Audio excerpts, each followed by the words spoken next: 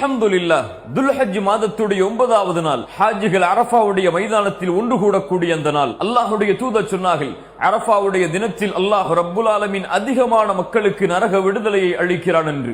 மேலும் அல்லாஹ்வுடைய தூதர் சொன்னார்கள், அரஃபாவுடைய மைதானத்தில் ஒன்று கூடி இருக்கக்கூடிய எல்லா முஸ்லிம்கள் முஃமின்களுடைய பாவங்களையும் அல்லாஹ் அன்றைய தினம் மன்னிக்கிறான் என்று. சுப்ஹானல்லாஹ். அரஃபாவுடைய மைதானத்தில் ஒன்று கூட முடியாத முஃமின்களுக்கு அல்லாஹ்வுடைய தூதர் அரஃபாவுடைய தினத்தில் நோன்பை நோக்குமாறு வலியுறுத்தினார்கள். அல்லாஹ்வுடைய தூதர் சொன்னார்கள், யார் அரஃபாவுடைய தினத்தில் நோன்பை நோற்பாரோ அது அவருடைய முன் வருடத்துடைய பாவத்திற்கும் பின்னால் வரக்கூடிய வருடத்துடைய பாவத்திற்கும் பரிகாரமாக அமையும் என்று. நோன்புடைய கூலியை நாம் பொதுவாக அறிவோம். அல்லாஹ்வுடைய தூதர் சொன்னார்கள், யார் அல்லாஹ்வுடைய முகத்தை நாடி ஒரு நாள் நோன்பு வைக்கிறாரோ 70 ஆண்டுகள் அல்லாஹ் ரப்புல் ஆலமீன் அவருடைய முகத்தை நரகத்திலிருந்து தூரமாக்குகிறான் என்று. அல்லாஹு அக்பர். அரஃபாவுடைய நோன்பை நோற்போம், அல்லாஹ்விடத்திலே பாவ மன்னிப்பை பெறுவோம்.